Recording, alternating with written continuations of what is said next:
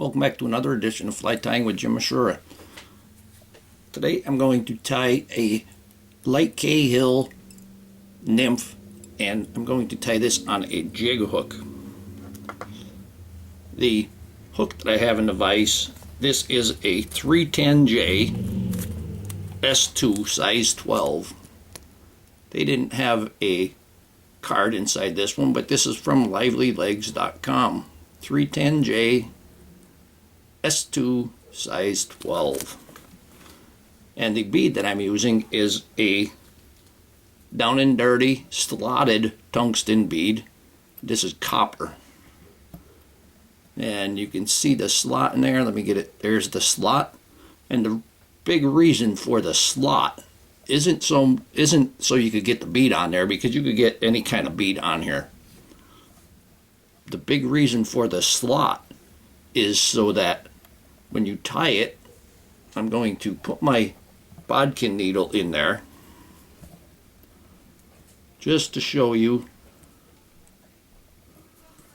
Okay, now the slot is on the bottom and I'm pushing it up, and you can see there is more bead on the top side here. You always want that slot on the bottom so it pushes up when you're done. You want more bead on the top side. This gives more weight to that top side, and it helps to make the fly ride with the point up. And that is the biggest reason for the slotted beads. I'm just going to use some yellow thread. This is pretty heavy. This might be 6/0 or 8/0. Now when you're starting and wrapping, now the slot is towards me, so it bounces around a lot, so you have to really get that. And I like to secure that slot first, secure that bead first, get that out of my way, because I want to make sure that that bead is mostly on the top side of my hook. And we have it there. And I'm going to take my thread down the back of the hook. I'm going to just barely go around that bend there, just the slightest bit. Now I'm going to use, for the tail, I'm going to use a wood duck flank feather. Got nice markings on there. I'm going to use this part here, and then that one I'll use for another fly if this comes out properly. And it did. Now I'm going to tie this in. I want that tail to be maybe half the length of the hook shank. And I'm going to, the rest of that feather, that tag end, I'm going to go ahead and, let me pull that a little bit more to length there. I'm going to tie all of this down, and this is two reasons for this. I'm going to try to make those wraps really tight, because the body is going to be thread. And I'm going to go back and fill in anything we miss. But also, when I'm wrapping all of this all the way up, you see a little bit left up there. This actually adds a little bit of bulk around that bead, and it helps to secure that bead so it doesn't move on you.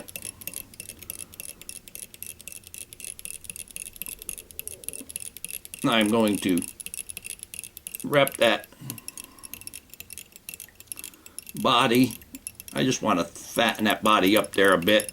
This is going to be the abdomen, the body. And I am going to put a rib in, but the rib is actually going to be the same thread that I am using to build up this body.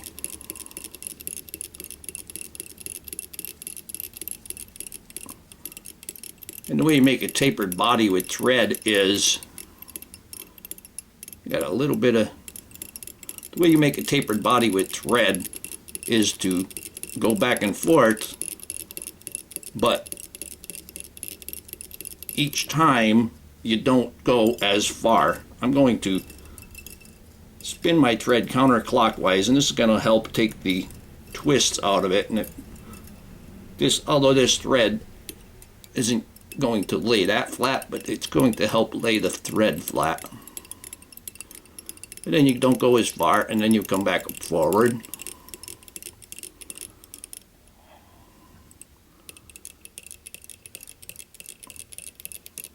And then you take the next one, and you don't go as far with that, and then you come back up forward. There's a very slight taper on here.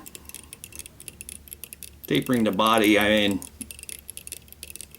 yeah, I don't know how much the fish actually care about that, but if you want to keep it more to what it looks like, what a nymph looks like, you do that. Now I'm going to bring that thread all the way back. I'm going to try to flatten that out one last time.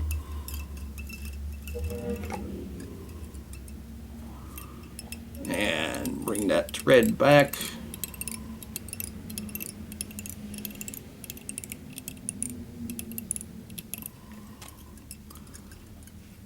Now I'm going to take my marker, and I have a tan marker. This is desert tan. This is one of them, this is chart pack. You get a Pantone, whatever, but a permanent marker, and I'm going to color that thread, the whole body, and the longer I leave it on there, the darker it's going to get. You don't need it too close up by the head, because we're going to have to put a thorax on there. Just give it a couple of coats just to darken that up.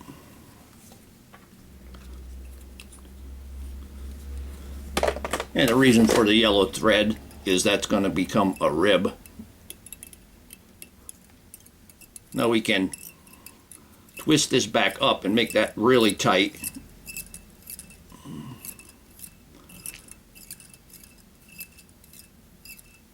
And when you make it really tight, you're going to create more of a thicker rope with it. I'm going to give it a few wraps right at the tail there.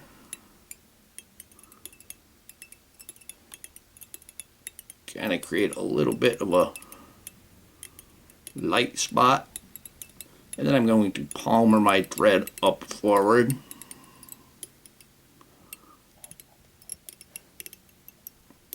Then when you get up to the thorax area, you can just put a few extra wraps to secure that. Now I have my hook upside down because this is going to ride upside down, so we want the top or the wing case on the inside. And I have, this is nymph skin that I'm going to use for the wing case. You can use a feather, you know, a turkey tail, any kind of dark feather. You can use wood duck if you want it kind of a little bit of molted, but I don't think that they're going to see that long enough to see the molted part in there. You can use whatever. You can use yarn, poly yarn. You can use bootlace. So we're going to tie that in on top. Whoop. I get it up here. It's a little bit.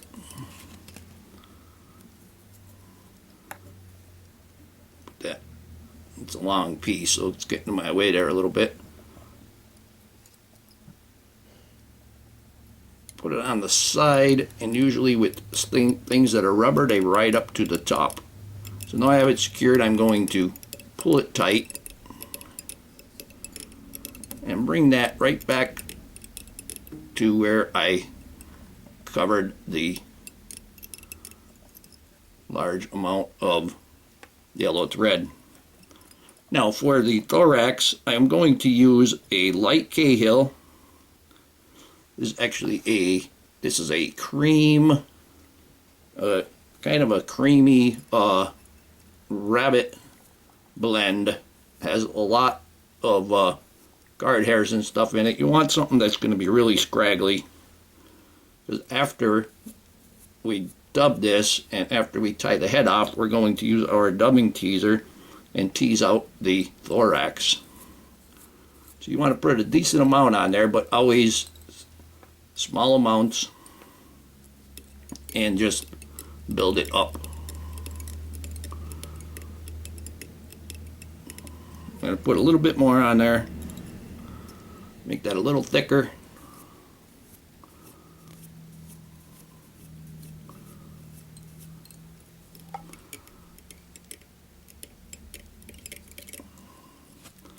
I'm going to take my Wingcase, and you can pull it tight.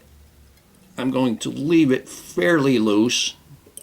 Of course, we're going to have to keep it taut, but fairly loose. There's our Wingcase.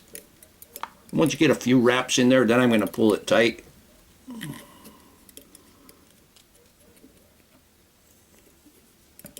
Put a couple of wraps in front of it. I'm going to pull it tight, and I'm going to trim that off. And here you can see is a good example of how far the bead is hanging towards the top of the hook or the bottom of the hook, depending. Now before I give it a whip finish, I'm going to put just a little bit more dubbing on there. We don't really want to see a yellow head.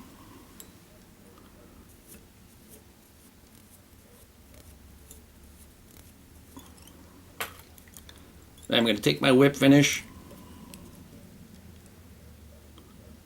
Once, twice, oh, 3 times, actually 4.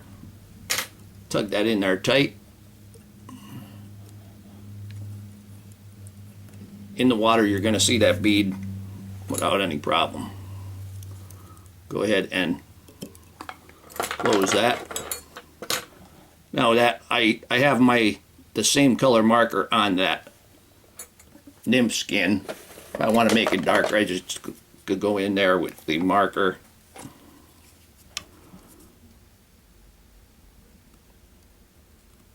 Put a little bit more on there. When you put marker on things like that, like rubber or anything, don't touch it very soon. Give it a little bit of chance to dry.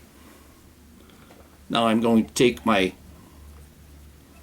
dubbing teaser,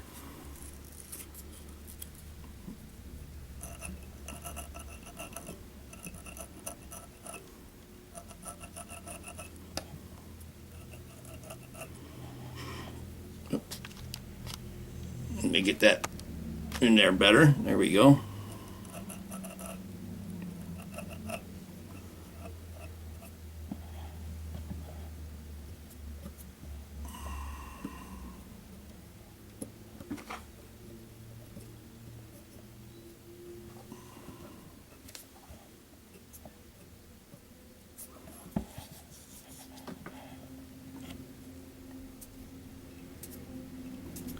You gotta just pluck those loose ones out.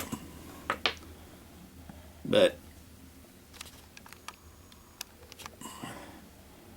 and here we have a Jighead light Cahill nymph.